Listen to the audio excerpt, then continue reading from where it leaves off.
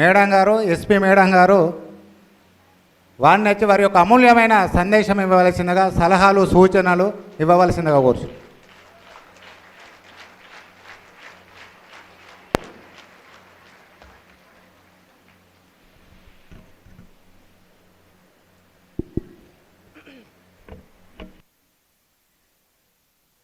వేదికపై ఉన్న కలెక్టర్ గారికి, ఇంకా మిగతా డిగ్నిటరీస్ అందరికీ, and to all of you a very good afternoon.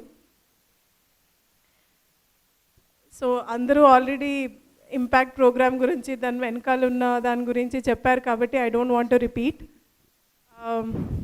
Considering this is just inaugural session, I will be very brief. I just introduce. So ఇందాక sir చెప్పినట్టు, JC గారు చెప్పినట్టు, it is absolutely true. There is no doubt about it that చదువు ఒక్కటే నమ్ముకోవాలి అనేది. I just wanted to say, అంటే ఒకటే, అదేదో ఒక జాబ్ తెచ్చుకోవడానికి, ఒక ఫైనాన్షియల్ అప్లిఫ్ట్మెంట్ కొరకి, సోషల్ అప్లిఫ్ట్మెంట్ కొరకి, అంటే సొసైటీలో మన level, social, economic, otherwise level పెంచుకోవడానికి ఓకే, అది ఒక ఆధారము. కానీ అది కాకుండా జస్ట్ ఒక్కసారి ఆలోచించండి. 2 things I just wanted to tell you. One is, లైఫ్లో ఎప్పుడైనా ఏ ప్రాబ్లం వచ్చినా, ఎటువంటి టర్మాయిల్ వచ్చినా, ఏది ఉన్నా లేకపోయినా, ఈరోజు ఇది ఉండొచ్చు, రేపు ఉండకపోవచ్చు, చదువు ఒక్కటే మిమ్మల్ని మళ్ళీ కాన్ఫిడెన్స్ ఇచ్చి మళ్ళీ మనం ఆ ప్రాబ్లమ్స్ని పక్కకు తోసేసుకొని ముందుకు వెళ్ళడానికి దారి చూపుతుంది. నా ఉన్న సర్వీస్లోనే మామూలుగా ఇంజనీరింగ్ జాబ్ అది చేస్తే మనకి పబ్లిక్ తోటి అంత ఇంటరాక్షన్ ఉండదు, పబ్లిక్ లైఫ్ అంటే పెద్దగా తెలీదు, కష్ట నష్టాల గురించి పెద్దగా తెలీదు. కానీ being in this service for few years నేనే చాలా ఎగ్జాంపుల్స్ చూశాను.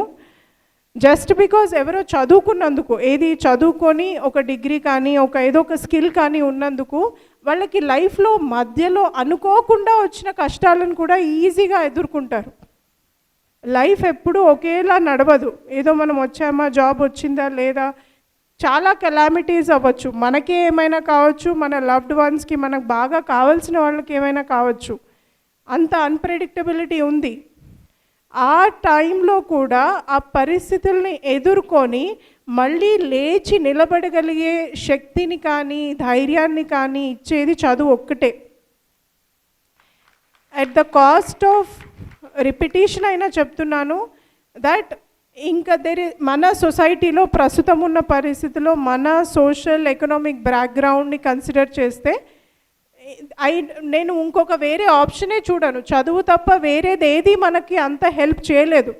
అంటే ఫర్ ఎగ్జాంపుల్ మీకు ఇంకా ఆలోచించడానికి చెప్తున్నాను. ఓకే, ఏదో చదువుకున్నారు, జాబ్ చేస్తున్నారు, కానీ ఆ జాబ్ ఉండొచ్చు, పోవచ్చు, ఇంకేమైనా కావచ్చు, మనకి ఇంకా ఫైనాన్షియల్ కష్టాలు రావచ్చు, లేకపోతే అనుకోకుండా ఒక పెద్ద ఖర్చు రావచ్చు, ఏమైనా కావచ్చు. కానీ ఏదైనా ఎదుర్కోవడానికి ధైర్యాన్ని, శక్తిని ఇచ్చేది చదువు ఒక్కటే. అదెందుకు?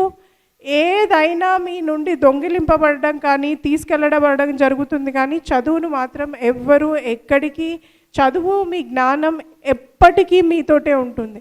ఇందాక సార్ చెప్పినట్టు ప్రతి నిమిషంని కూడా చదువుకోవడానికి, ఏదైనా తెలుసుకోవడానికి ఉపయోగిస్తే అది డెఫినెట్లీ ఆ నిమిషం మీతోటే ఉంటుంది. ఆ నిమిషంలో మీరు నేర్చుకున్నది మీతోటే ఉంటుంది. ఇంకా మీరు వద్దనుకున్నా మీతోటే ఉంటుంది. అవునా? సో ఏదైనా దొంగిలింపబడుతుంది, కానీ విద్యను కానీ, జ్ఞానాన్ని కానీ ఎవరూ దొంగిలించలేరు. డబ్బులు ఈరోజు ఉంటాయి, రేపు వెళ్తాయి, ఇంకోటి ఉంటాయి. డ్రెస్ ఈరోజు బాగుంటుంది, ఈరోజు ఫ్యాషనబుల్గా ఉంటుంది, రేపు ఉండదు. బట్ మీరు నేర్చుకున్న జ్ఞానం ఏదైనా, మీరు నేర్చుకున్న స్కిల్ ఏదైనా, విద్య ఏదైనా సరే, అది ఎప్పటికీ మీతోటే ఉంటుంది. సో మీరు విద్య పైన పెట్టిన ప్రతి పైసా, ప్రతి నిమిషం కూడా ఎంతో విలువైన, మీ జీవితాంతం, మీ ఆఖరి ఊపిరి ఉన్నంత వరకు మీకు తోడు ఉండేది అది ఒక్కటే, ఇంకో ఏమీ కాదు. అందుకే నేను మళ్ళీ సార్ చెప్పారు అయినా కూడా రిపీట్ చేస్తున్నాను, that it applies 100% to each and every one of us. That చదువు ఒక్కటే మనకు కావాల్సిన, అది ముందుకెళ్ళడానికి దేనికైనా చదువు ఒక్కటే మార్గం. ఉన్న పరిస్థితుల్లో ఇంకా కాంపిటీషను వాటి గురించి చెప్తే ఇంకా I can go on and on about it.